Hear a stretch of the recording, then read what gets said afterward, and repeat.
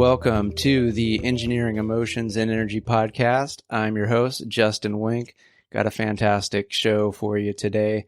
Going to be talking about my experience going to a Black Lives Matter protest in downtown Sacramento at the California Capitol on Saturday. Going to be going over how our focusing system works and what I learned about it from Dr. Amishi Jha. Got an opportunity to go to a webinar of hers and learn all about the three different systems of focus that we have and how they can get hijacked, which really ties into kind of what the media has been putting out there. So first, I'd like to talk about had an opportunity to go to a Black Lives Matter protest. This is my first protest I'd ever been to. If you're catching this on Facebook Live, you can see that I am white. If you also saw my 23andMe results, you would also realize I'm the whitest white person that ever did white things. It was seriously the most northern, most Western European ancestry you ever would have imagined. It was disappointing in how boring it was. I think mayonnaise has more color than I do. So, you know, life pretty good. It's one of those you hear about white privilege, and one of the amazing skills I have is the ability to be aware of how other people are feeling, what they're experiencing, and just, you know, having had, you know, Black friends throughout the years. Just noticing simple things like going out to a bar and we both go up to the bar at the same time, and realizing I'm the one that gets served first. Little things like that you know, just that I'm able to see from my limited experience. And so to me, when I hear the descriptions of you know, the challenges, I'm more inclined to believe it. And then especially the stories, you know, of George Floyd, Breonna Taylor, of police using excessive force and the violence and things like that. Because, you know, I've experienced police getting, you know, a little frustrated with me without need. It was probably over 25 years ago. I was about 19 or 20, back visiting home in Orange County. And, you know, in college, I'd gotten used to walking around, and it's like, so my car needed some work and I needed a haircut. So me and my mom, we dropped my car off, and I had her drop me off, get my hair cut. So my hair got cut pretty short. And I was like, hey, Mom, I'm just going to walk back home. It was only like a mile and a half, you know, on a college campus. That's no big deal. And I'm about to cross the last major street, and a police officer lights up his lights and pulls over, gets out of the car. Remember, I'm walking, so I'm not getting pulled over, asked to leave my car, but he walks up and goes, "Sir, where are you headed?" And I said, like, "Oh, I'm just going home." "Where's your home?" And I go, "Oh, home's just right over." "Sir, I need you to be calm. I need you to keep your hands down. I need you to make no sudden movements." I'm like, okay, I'm sorry. He's like, "Well, where are you coming from? Where have you been?" "Oh, I was just getting my hair cut over there." "Sir, stop. No sudden movements." And I was like, "Oh, okay, all right." And he asked me a couple other questions, and eventually he let me go because I hadn't been doing anything other than walking home from getting my hair cut. And I kind of realized that I didn't look like, I looked really out of place because I was a white guy walking in South Orange County, which is highly uncommon, because for the most part, Southern California is very much a driving culture, and there's not really many white people walking. It's you know, people of color are the ones walking. And so I kind of got the experience of being profiled, and, you know, luckily it ended well. But as we're learning that a lot of people, it does not end well. It ends in a violent, horrible, horrific death. And my roommate, she invited me to go to the Black Lives Matter protest in Sacramento, and I'll be honest, I did not want to go. Because actually there was an opportunity to go the week before, and I was like, well, I got some work to do, which was kind of true. Also, it was a good excuse because I had some very uncomfortable feelings. And, I was like, okay, well, I got no excuse this week. So I went and, probably if you were to ask me, like, well, why are you scared to go? But the first thing I would have said, I was like, well, I'm scared it'll get dangerous. It'll get violent and I'll get hurt. But when I was there, I knew that really was the bullshit reason. The real reason is some uncomfortable emotions came up being there and hearing some speakers talk about their experience, day to day, what it's like, and then describing, the instances of horrific things that police have perpetrated on people in the Black community, and start having that time to just sit there and listen and contemplate. Well, what is my part in all of this? And okay, maybe I haven't been actively perpetrating anything against. Yet, what have I been doing to really help change the system? And it's one of those, when I look, it is a system that I've absolutely benefited from. I feel really safe going just about anywhere. I don't really have to worry about the police too much. I'm still gonna be really respectful and kind because I know they can flip on a switch, and you never know if you got a nice kind police officer or one that maybe has some mental issues, because the screening just is not what it should be for someone in that position of authority with that much firepower nowadays, right? So one of the speakers, I really appreciated what he said. He said, now is not the time to worry about the language coming out of our mouths. White people, don't worry if you mess up a word or two. I mess up words here and there. And so that really helped, because I know one of the things that I've often allowed as an excuse to keep from speaking out is, well, maybe I'm not using the right terms, maybe I'm not using the right words, and that'll hurt somebody's feelings. And then I'll feel hurt when they tell me that, hey, you said Black instead of African American. And, we're really beyond, that shit as far as what's appropriate to say or not. There's, the words don't matter when people are dying, when, people can't, knowingly go out and, get food for their family without fear of something happening to themselves or their loved ones. So, so coming to terms with that it's emotionally challenging. So I don't blame other people in situations like mine for not wanting to go and experience that. Yet I would encourage you to get over your goddamn self and go experience that. And if not, find some other way that you can help and support. I have, also donated to causes. My company generously is doing matching donations as well. And a lot of times we may not know what we can do. So when in doubt, throw money at it, so that at least, people that do know what to do have the resources so that they can go do it. So at the very least, do that. If you notice some fuckery in what somebody's saying around you, politely question that. I usually do not like to engage in debate on Facebook. But this past week, there was some things being said that I was questioning. And I did find, some productive debate where, the biggest thing was people just saying the protests are just a bunch of violent riots and looting, and kind of mirroring what our president said about the riots, and just kind of questioning, so property is more important than human life, and sometimes these conversations went absolutely nowhere because it's just, another talking point from probably, Hannity, Tucker Carlson, Rush Limbaugh. So there's not, but the other half of the time you're dealing with a human being and you're being inquisitive, and we get to the root of really what matters to all of us. And that's, we want safety. We want to know we can protect our family, protect ourselves.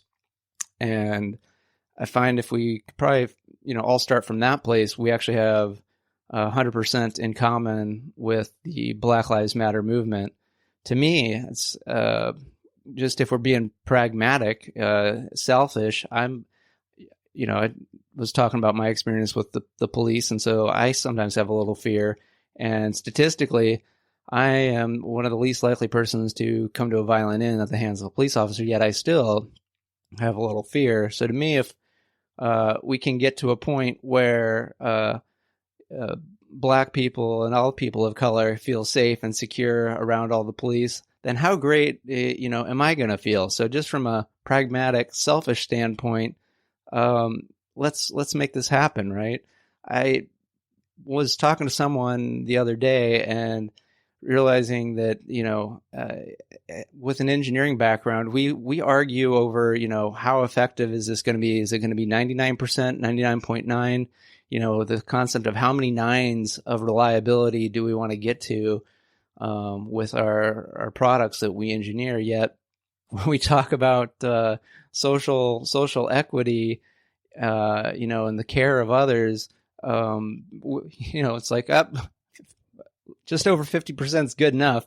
Could you imagine if a fucking airplane successfully took off and landed just a little over 50% of the time? How fucking broken that would be. Yet that's what we allow, basically, with our society, with how people experience dealing with the police nowadays. So at the protest, it was quite an experience. There were some very friendly police officers. When we were there, the National Guard was still out, so saw some Humvees and the National Guard in their camos with their assault rifles. While we were out at the protest marching, the order came for the National Guard to pack up shop, and they did. Yet, so we ended up at the Sacramento Capitol building, and there was really only about a few police there. There was a barricade, and everyone was very respectful behind the barricade and doing chants and whatnot. And then it was pretty amazing at one point.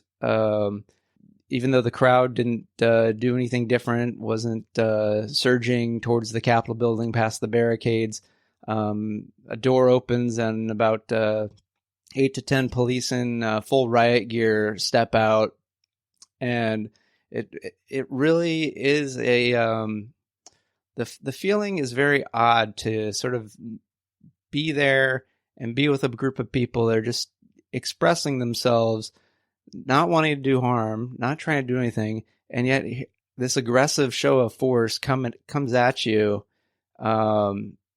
It gets the fear going, and from seeing the news, I see that a lot of people are starting to experience that it's not like what you see on the news, where you see rioting type behavior, looting type behavior. The vast majority is very peaceful, and despite that, a lot of the police are demonstrating the exact behaviors that the protests are trying to bring to light. So I'm not exactly sure the end game here. I don't know how this ends well for the police that are for this behavior, those that are in charge of this behavior, because to me, I'm going to be doing all I can at the ballot box and in the donation wallet side of things to make sure there's changes so that this sort of behavior changes, for everybody in this country. So the other thing I wanted to talk about is basically, our focus. And it's now more than ever, it's important that we are able to focus clearly on what's going on, what's important. And so this is where I'd like to talk about the webinar I got to experience with Dr. Amisha Jha. So she is an associate professor of psychology at the University of Miami. She researches attention, working memory, and mindfulness, and has investigated the neural basis of executive functioning and mental training using various cognitive neuroscience techniques. And she reviewed that we kind of have three systems of our focus, of our awareness, if you will. So there's our orienting system, and this is basically, it's like a flashlight that allows us to laser focus in on something. There's then our alerting system. And so this is sort of much, much wider attention. So this is, when we're driving and you hear some sirens or something, that's your alerting system that lets you know that there's that, and you got to be aware. And then you can use your orienting system to move that. And then the third system is your executive system. And this is ensuring that your behavior is matching the goals that you are trying to accomplish. And so when everything's working well, you've got your executive function that can, help direct your orienting system appropriately based on, what the alerting system might be bringing up. Because just because your alerting system brings something to mind doesn't necessarily mean that you want to allow your orienting system to bring that into focus and be the most important thing, right?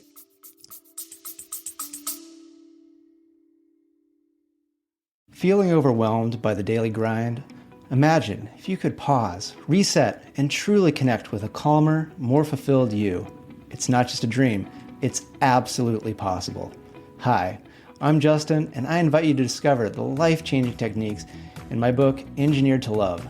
Right now, I'm offering a free chapter complete with guided audios that have already helped so many people find peace amidst the chaos. These aren't just any techniques. They're transformative practices designed to help you love yourself and engage deeply with the present moment, without even having to close your eyes to the world around you. So join us at engineeredtolove.com/sample and access your free guided session. It's time to bust the busyness and embrace the joy, ease, and love in your everyday life. Don't wait. Start your journey to a more relaxed and recharged you today, because you deserve to live a life you love. Visit engineeredtolove.com/sample. See you there. So, if all of these systems are functioning right, we're basically able to make amazing progress towards our goals in spectacular ways. But if they get hijacked, and you might be asking, well, how do these systems get hijacked? And so she said the three big things that hijack these systems are threat. Number one, threat, poor mood, and stress. So what does the news feed us? Lots of things. It's things that stress us out, make us scared, and put us in a bad mood, gets us angry. So if we're watching the news and they're just showing that all the horrible things, then we're not able to properly control our orienting system. We get completely stuck on something that likely doesn't benefit us or anybody else.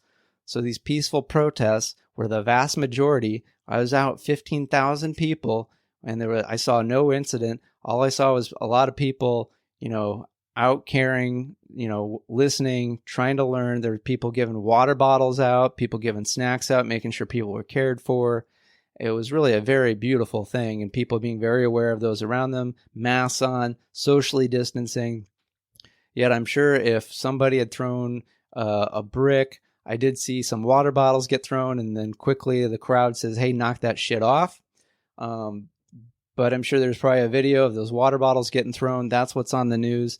And so that's what we're going to focus on, because our orienting system has been hijacked because, threat of an object being thrown, I'm scared. That stresses me out. I can't think. I can't use my executive system to realize that that's not going to help me make an impact in the world in a positive way. So you might be asking, well, what can you do to take back control? And because Dr. Jha, she works in this area, big proponent of mindfulness practices, and she actually had some really great examples, because apparently a lot of her research is dealing with the military. So they did one study where they had two groups about to go out for deployment. So one group of soldiers received mindfulness training. Another group of soldiers did not get the mindfulness training. And when they went out, were deployed and came back, they were expecting a bigger difference between the two groups of soldiers, but it turned out they were very similar. And when they dug in, it turned out that the soldiers that didn't get the mindfulness training had seen the benefit that the soldiers that got the mindfulness training received. They were basically able to sleep better, focus better, do their job better. So they said, "Hey, soldier, I want you to teach me what you learned before we deployed." So basically, you had the soldiers teaching each other how to do these mindfulness trainings. So they all ended up doing these mindfulness practices. And so when they came back, they had all gotten the benefits of mindfulness training, even though only half of it. So it kind of messed up, I think, probably some of the statistics of the study, but it showed that it was so powerful that, other soldiers were seeing the benefits of using mindfulness, and they're in stressful situations, which is probably very similar to, going to protests or just watching news about protests. So mindfulness practices, and she was asked, what are some of the mindfulness practices? And, there's open attention practice, which is basically just where you kind of notice whatever is.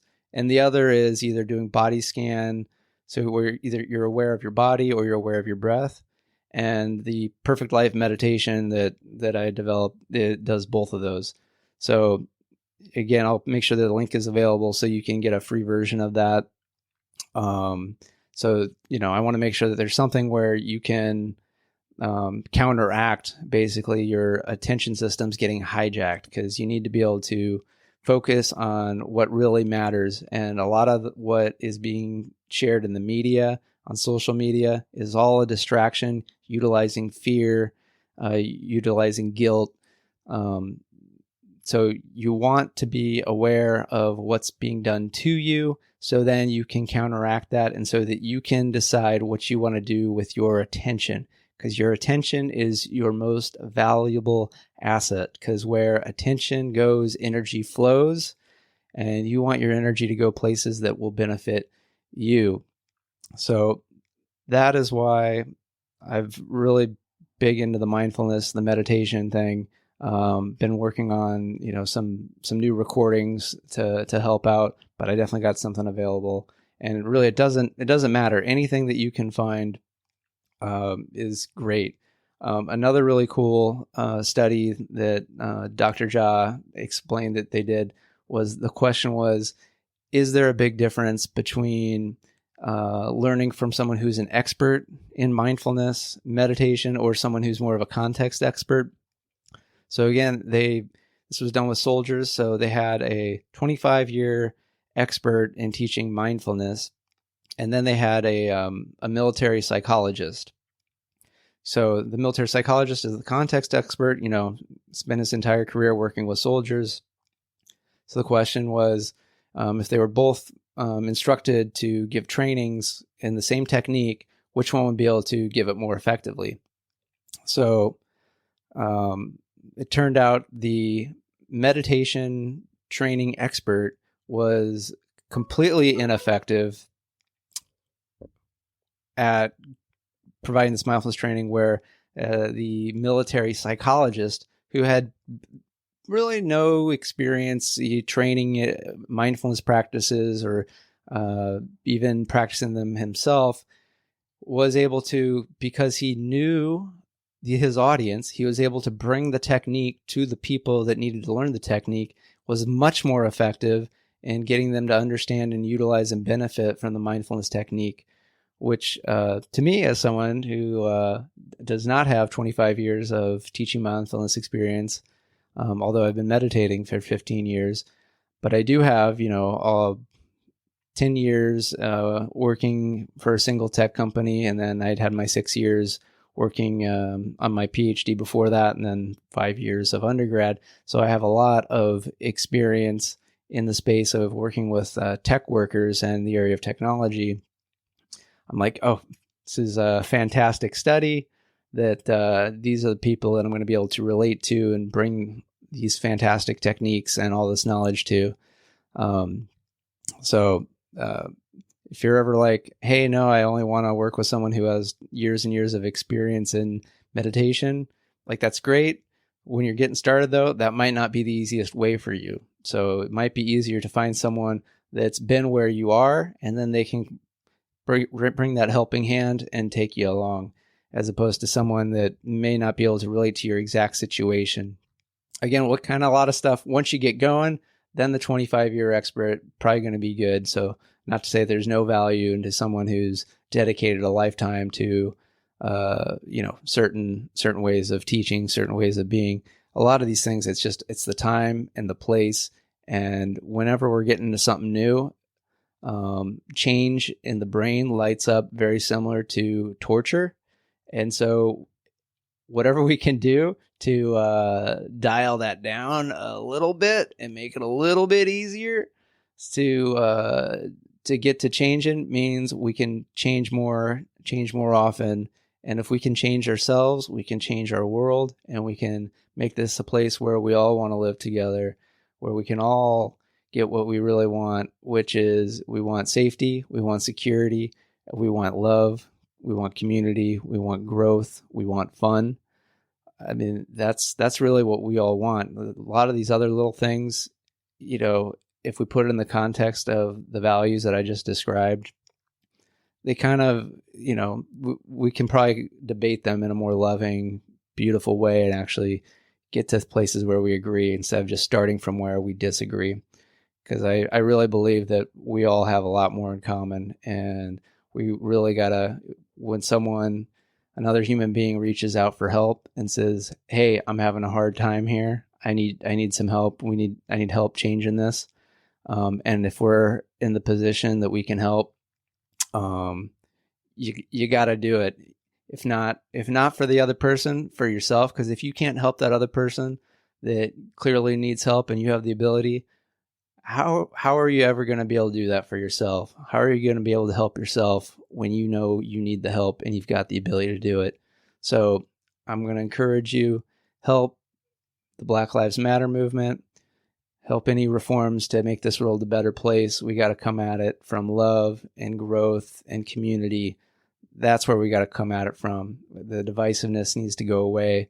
Really, if it's good for someone else, it's likely going to be good for you and me as well. So let's flip the script and not just me first. Let's think about other people. It's not to say that you got to give up, everything that you've got, and be a martyr. It's, very important that you take care of your own health, your own well-being. That's why I'm taking the wellness day off of work today, because I got to go clear my head so that then I'm more present, more mindful, more available to myself and to others around me so that I can be of benefit. Because if my orienting system's been hijacked and I'm just focusing on the wrong thing and I'm in a constant state of anger and agitation, I am of no benefit. Of no benefit to you listening. I'm of no benefit to my wife. I'm of no benefit to my friends. I'm of no benefit to others in the community that maybe I could help in whatever way I can. So I'm going to take care of myself. You guys take care of yourselves, and then we can better take care of each other. So that is today's episode. Thank you so much. Take care.